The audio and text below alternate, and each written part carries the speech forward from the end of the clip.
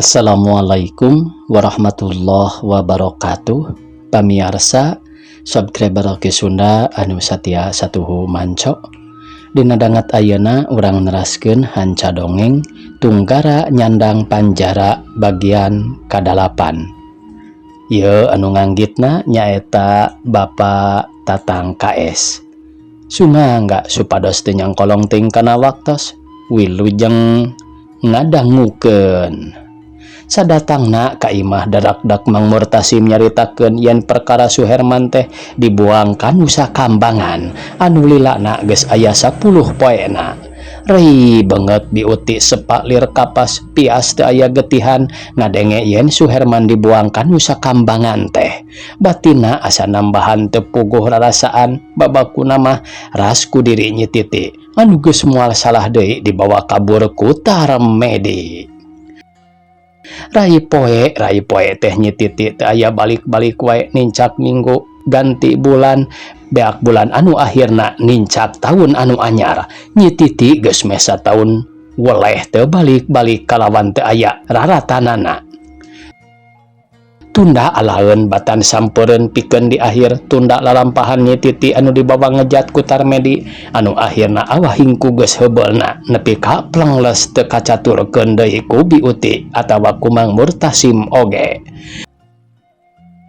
Pikir gilig teu ngolembar suda kana marmir estu tandang tayak haringrang teuneng ludeung teu keung teu ngareret kana poekna poe tonggoy lempang ngagedig sakadar mawa awak sakujur ninggalkeun hiji lembur lunta sakama-kama ngajugjug teu boga dulur ngungsi teu boga wargi indit salunta-lunta nuturkeun indung suku teh sanyana.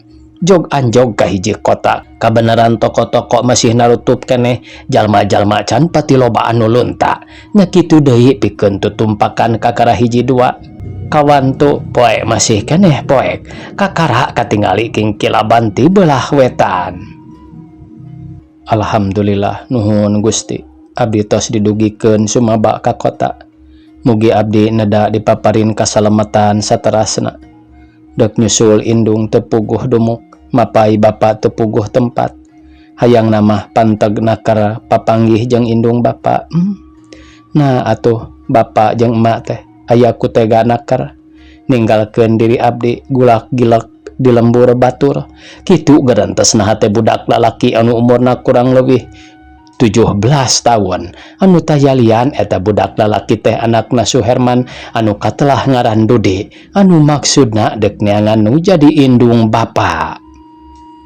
Carek nyaritana kitu teh bari gek Dudi diuk sisi emper toko tonggong nyarande kana panto teu karasa awah hingku ngarasa capek kawantu lempang sapepeting kalawan ngarasa tunduh tur poek masih keneh poek ngandreup wae Dudi sare leungeun duanana diselapkeun kana pingping tayohna ku ngarasa tiris malum ku hawana subuh kawantu usum halodo.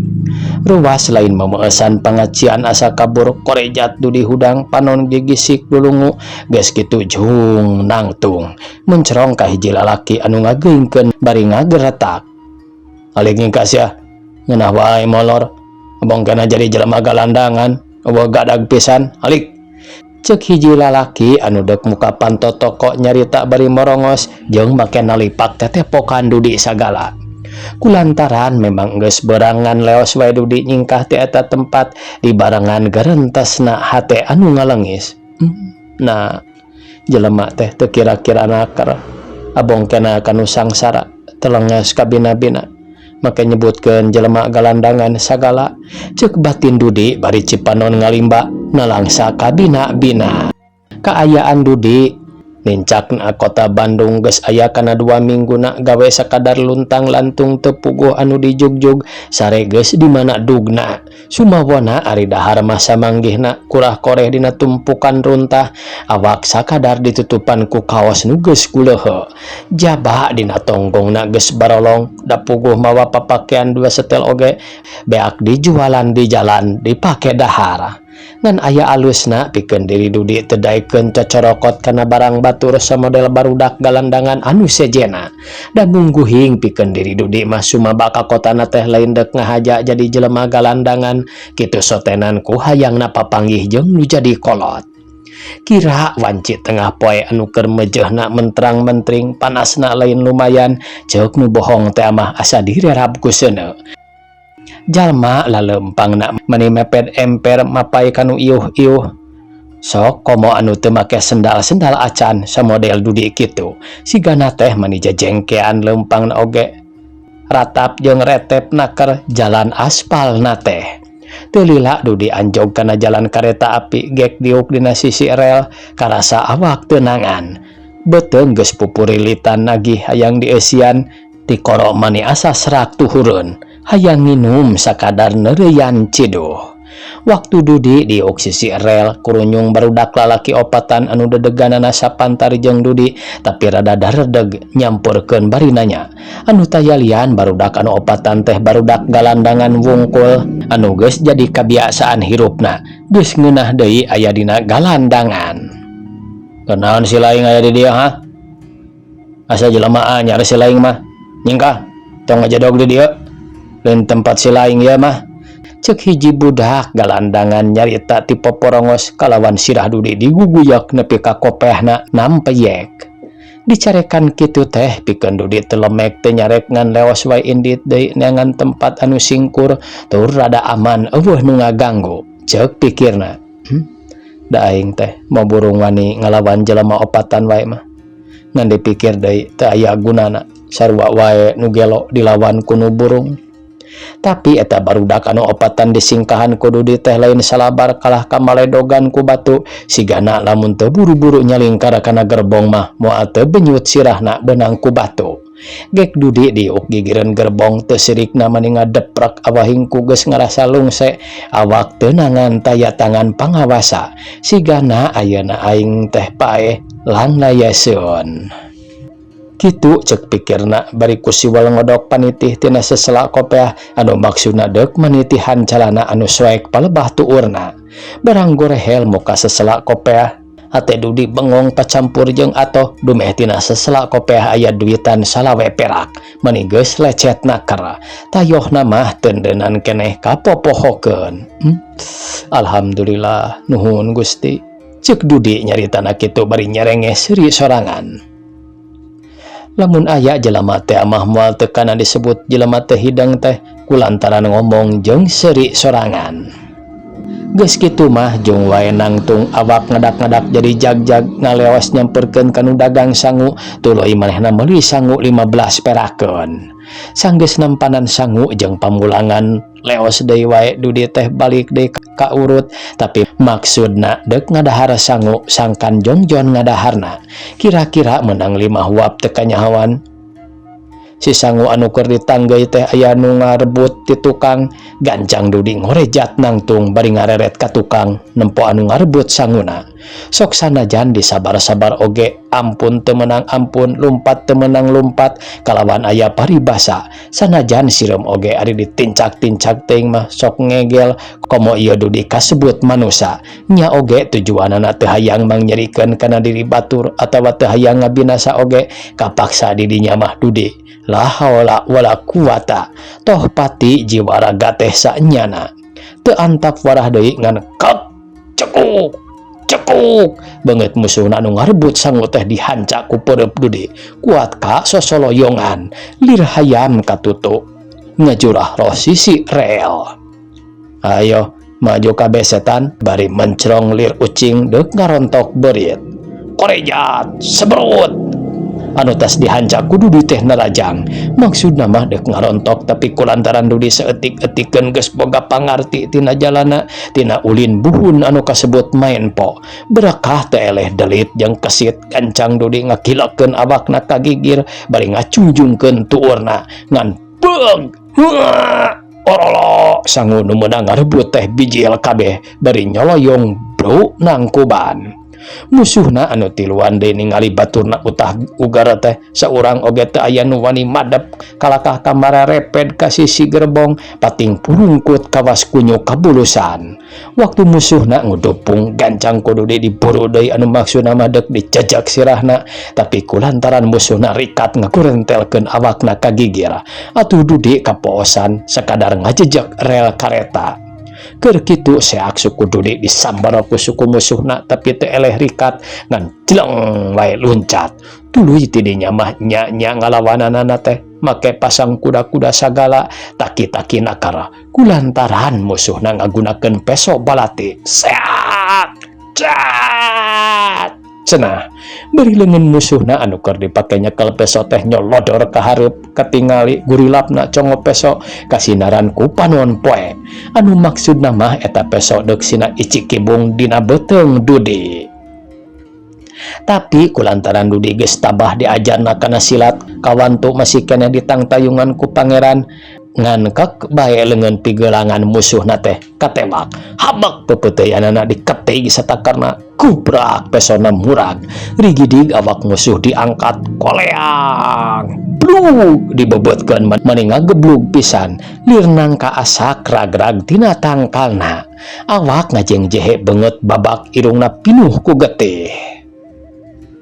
Kira 10 menit kulisik musuhna hudang bari nyusutan getih tina liang irung jung nangtung tuluy menta dihampura ka Dudi kalawan janji moal deuk kumawani deui anu akhirna deuk tunduk satuluyna ka Dudi. Tapi dasar Dudi nya oge budak keneh geus boga adat sacara satria teu burung musuhna dihampura teu boga pikiran haripet ku janji jeung teu reueus sadumeh jaya lantaran ceuk ingetanana si pating jelema mah kabeh oge teu aya nu gagah anging pangarsa pangeran sahiji. Geus kitu mah leos wae barudak anu opatan teh arindit ninggalkeun Dudi duka kamarana tujuanana nya kitu deui Dudi oge indit ninggalkeun eta patempatan nuluykeun perjalananana anu teu puguh sungsieun.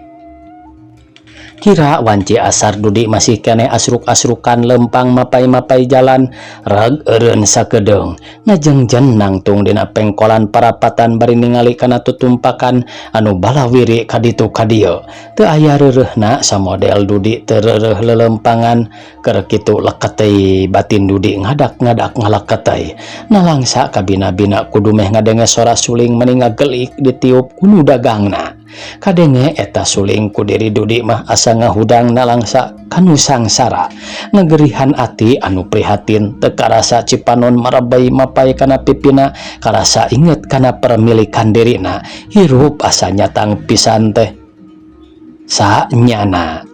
Tapi tekung silila Dudi ngalewarkeun cipanon teh ngan leos deui wae lempang cepet nuju kakalerkeun teu lila anjog ka hiji tempat pamandian pikeun barudak sarakola anu dialajar ngarojay anu tayalian eta tempat teh anu kasebut Cihampelas teh. Dudi gawena kuluntang kulinting geus ngarasa hayang geura asup panasaran aya naon di jero patempatan kadenge meuni rame kawantu harita poe Minggu barang ngareret kanu ngajaga lawang kabeneran keur balangah atungan salingker sup wae Dudi asup geus di jero ngan gek wae Dudi diuk cinutrung ningalikeun anu keur ngarojay awewe lalaki saruka bungah pisan. Tapi sajerone ngawaskeun teh mungkuhing batin mah ngarasa era parada dumeh ningali barudak babakuna mah barudak gadis awak jeung pingping mani bersih sakadar ditutupan teh oratna wungkul anu akhirna mah Dudi kaluas kalius. Keur kitu ret Dudi ningali ka hiji budak gadis anu keur kakalebekan deuk titeulem kawantung ngojay di nupang jerona atuh teu mikir naon-naon ngan jeleng wae Dudi loncat nurungan budak gadis anu deuk titeulem. Kak cangkengna disangkeh gancang dibawa ka sisi tuluy dihanjatkeun ka darat digolerkeun di sisi. Menang 10 menit mah eta budak gadis teh teu inget-inget tayohna awahing ku rewas geus puguheun ari Dudi mah sajabana ti rewas teh ngarasa capek ambekan kaluhur ka handap meuni renghap ranjug teu lila kulisik budak gadis teh lilir nyah beuntak ngareret ka Dudi anu keur candekul gigireunana. Astagfirullahaladzim. Budak gadis ngucapkeun istighfar bari jung hudang tuluy nanya ka Dudi anu aya gigireunana. Dupi anu nulungan abdi teh engkang kitu tanya budak gadis mani adabna keur nyebut engkang sagala. Atuh Dudi samemeh ngajawab teh make ngahulang heula siga anu kasima ku ngadenge kecap engkang sakitu lalebna. Sumuhun walar Dudi mani pondokna keranan awahing ku ngarasa era dumeh saumurna can pernah disebut engkang ku nu geulis. Nuhun katampi pisan ku abdi. Dupi engkang teh saha sareng anu ti mana? Eta budak gadis nanya deui bari netep kana awak Dudi anu papakeanana kuyumus ku cai. Wasta pribados mah Dudi. Dupi rorompok mah di jalan dago. Di kampung napisan sisi pasir, waler Dudi bari rada kulumas kalemes, sediukna rada ngised kulantaran asa ragab, dumeh leungeun-leungeunna eta budak antel kana bitis Dudi. Oh, janten kakasih teh Dudi, sawangsulna nepangkeun abdi orohaeni walerna. Geus kitu mah nganjung wae Dudi nangtung tuluy nyarita bebeja deuk balik. Atuh enggal-enggalan teuing engkang. Da siang keneh ke atuh antos sakedap dereg-deg budak gadis teh lumpat asup ka hiji ruangan paranti nyimpen pakaian anu teu kungsi 5 menit geus nerojol deui kaluar nyampeurkeun ka Dudi. Engkang, hapunten wae nya sanes abdi ngahinakeun, ieu mah etang-etang nebus ka reuwas abdi. Lumayan kanggo ngagaleuh sesepeun. Budak gadis nyaritana bari ngasongkeun duit 100 perak ka Dudi. Mimiti mah Dudi teh kekepehan teu daek nampanan kulantaran ceuk pikirna teu ngaharepkeun kana pamulang tarimana estu maksud nulung teh sanyana. Tapi kulantaran maksa kalawan si duit dibebeskeun kana pesak calana, kapaksa ku Dudi ditarima bari nganuhunkeun. Geus kitu mah leos wae Dudi kaluar ngajugjug ka jalan. Barang tepi ka jalan Dudi ngodok duit pamere budak gadis teh ngan serengeh wae seuri bungah anu lain dikieuna. Umur-umuran ngabogaan duit make jeung aya ratusna. Tengengkekeun deui harita keneh oge tuluy Dudi meuli sangu salaweun celebah dahar bangun ponyona keran. Tukung silila geus beres dahar song mikeun duit ka tukang sangu salambarna anu 100 perak teh tuluy di pulangan 75 perak. Sanggeus Dudi narima pulangan leos deui wae indit ninggalkeun eta tempat. Danya kitu sipating pangeran mah pamiarsa abong kena disebutna oge sifat menang tur sifat ulas asih teu burung Dudi papanggih jeung rezeki anu halal. Sajeroning lempang mung guhing batinna mah tetep ngarasa bingung di mana nyanyi ruruk da puguhan teu aya tempat kawantu poe geus burit. Moal hade aing sare dina jukut onaman, pikirna bari teu woleh rarat-raret sugan aya tempat nu rada singkur. Keur luak lieu kitu breh katingali aya jongkok kosong ngan bus we Dudi asup. Katingali aya bangku gek diuk ngareureuhkeun sakedeung geus kitu mah kalawan poe geus poek dug ngedeng reup sare tibra naker kerek meuni nyegrek teu lilir-lilir awahing ku capek tas udar idar.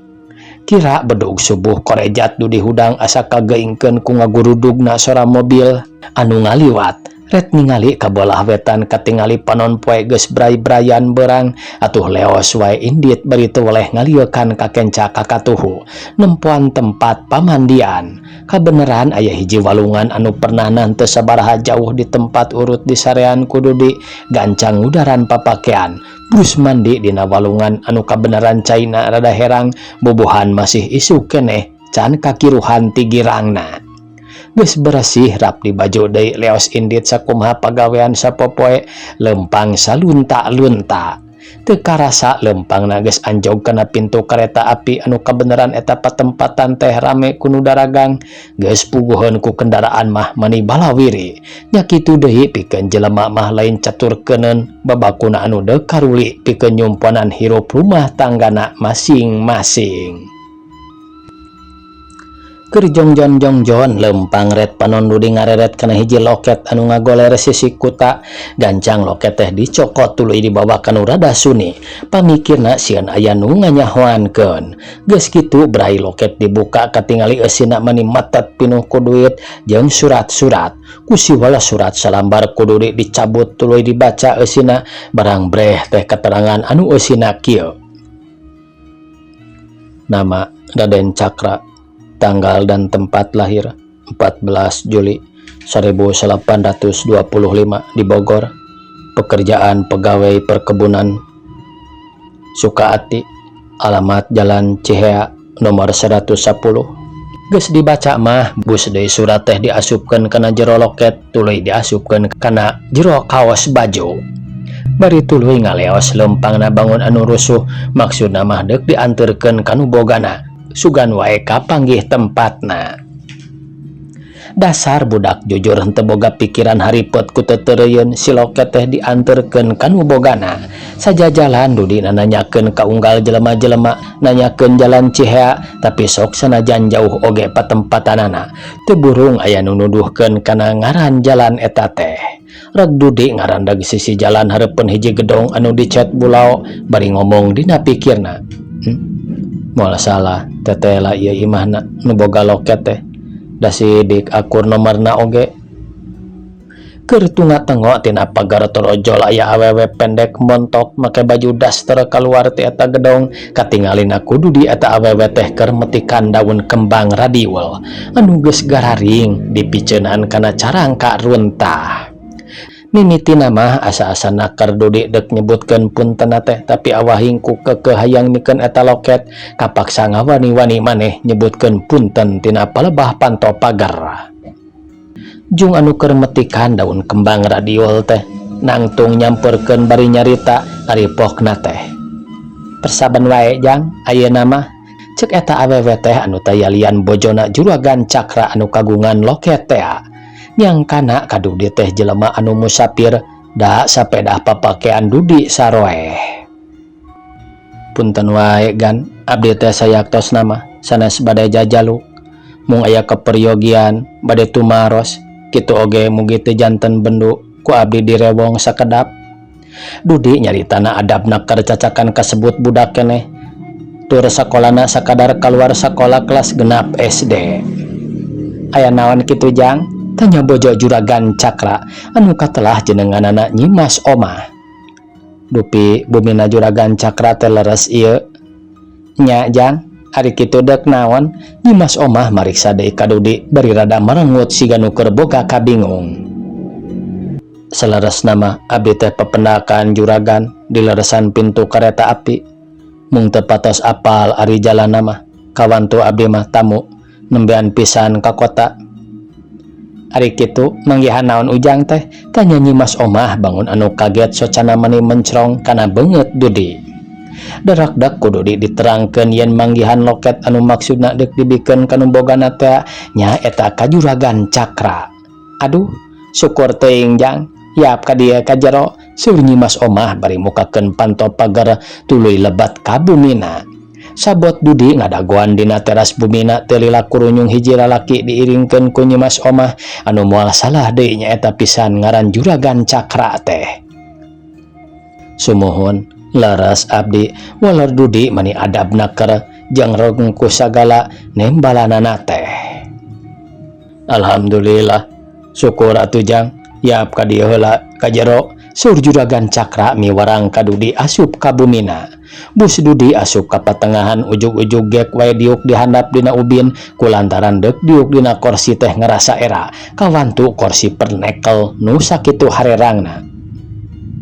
Is nanaonan make diuk dihandap sagala eta teh di dieu yeuh dina kursi, sur juragan Cakra miwarang calik dina kursi.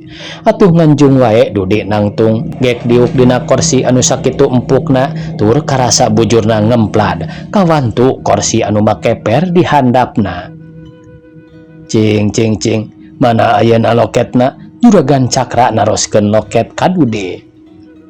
Songku Dudi loket dibikeun ka juragan Cakra bari setengah moyong kod ngasongkeunana oge siga anu asa-asana keran. Enggal eta loket dibuka ku juragan Cakra dipariksa boh duitna, boh surat-suratna teh. Teu aya coceng estu beuteuh sakumaha eusina tadi. Tah ayeuna kieu, ari Ujang teh anu ti mana jeung deuk ka mana? Sur juragan Cakra naros ka Dudi. Darak-dak ku Dudi didadarkeun panjang lebar anu maksudna aya di kota teh tayalian deuk mapai-mapai anu jadi kolot anu teu puguh padumukanana. Oh, jadi maksud Ujang teh deuk mapai-mapaikeun nu jadi indung bapaknya. Ari ngaran Ujang teh saha? Sur juragan Cakra mariksa mani taliti nakera. Dupi ngaran abdi mah Dudi, ular Dudi nyaritana bari tungkul. Waktosna kabujang pamiarsa sakitu anu tiasa kapihatur. Wassalamualaikum warahmatullahi wabarakatuh.